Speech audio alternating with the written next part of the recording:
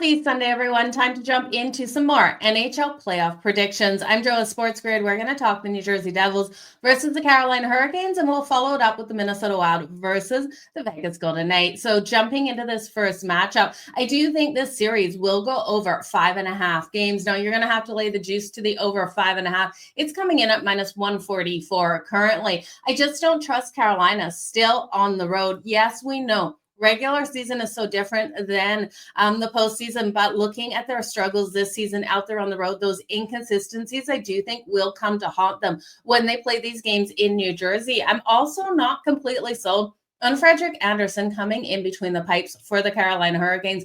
We've seen him in past postseasons cause them to lose games, and I do think I just can't trust him, especially with what we've seen in the month of April. He's gone 1-3-1 with a 4.14 goals against average and an .836 save percentage. Now, that being said, it's not like Jacob Markstrom has been that much better. Jacob Markstrom was so hot for a long period of time in the regular season until he had that knee injury. Returning from knee injury, Jacob Markstrom just hasn't looked like himself, but I do believe in him with what we've seen out of him in prior postseasons to really step up to the next level when it counts. Jacob Markstrom in postseason has a record of .911 for his save percentage, and I do think looking at him to come out nice and strong and really stand tall between the pipes is the way that you want to go for the New Jersey Devils. So looking at this, I will take it to the over 5.5.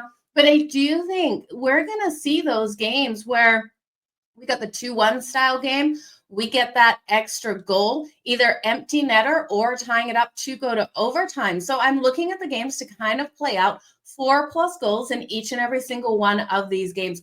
4+ goals in every single one of these games coming in at plus 185. I just don't see a 3-0 shutout for either of these teams. And I do think, looking right at that number of 4, we're going to see those goals coming in because I do believe in the Devils' ability to score here on Frederik Andersen, which will make playmakers like Sebastian Aho really have to step up the offensive side of things for the Carolina Hurricanes. This is a team that averages 3.78 goals per game at home on the season. So you've got to think here, even though I do have faith in Jacob Markstrom to be really tall between the pipes, that we're going to see Carolina, especially in these home series, be able to get the goals on the board. And then I think the Devils, when we look at them, when they get that home ice advantage, should be able to come out nice and strong. Now we're going to see strong forechecking between these two teams. Both of these teams love to play defensive hockey, and we look at those kills. And yes, I know I'm taking these games for 4+ goals in each and every single game. The kills, the best in the league is the Carolina Hurricanes, second best in New Jersey Devils. So those power play points are going to be hard to come by, but not impossible to come by for these teams. That is your series bets for the New Jersey Devils and Carolina Hurricanes. Again, the over 5.5 total games at minus 144, and each game in this series to have 4+ goals at plus 185. Let's jump into the Minnesota Wild versus the Vegas Golden Knights.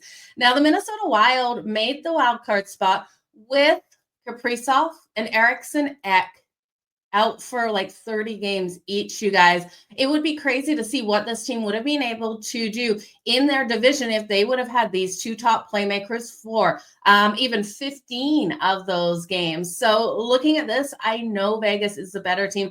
Better team on paper, has some more depth, but the Minnesota Wild are going to completely push them in this series. I think Vegas is able to get the win, but I don't see this one coming easy. The over 5.5 for this series is minus 154. So it is too juicy. What I'm going to do is I'm going to put a half a unit on this one to go to 6.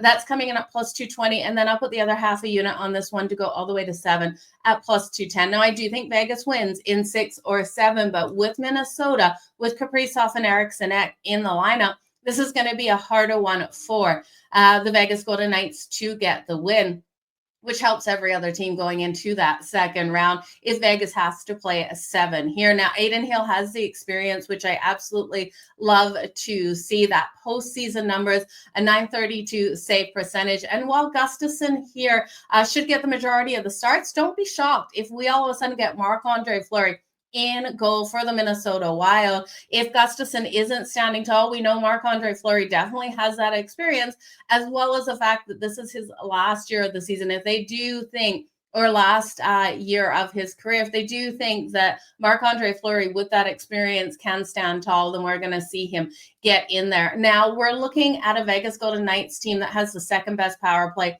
in the league. So the Minnesota Wild definitely have to stay out of the box. The Vegas Golden Knights coming in with a power play converting at 28.3%. One of the best defensive units out there as well. And that's what I talk about, the depth of this team. Noah Hanifin, Shea Theodore, they have the ability to shut down the Minnesota Wild. They're going to have to own the middle of the ice and not allow those transitions in the neutral zone. By Kaprizov, we know his speed out there.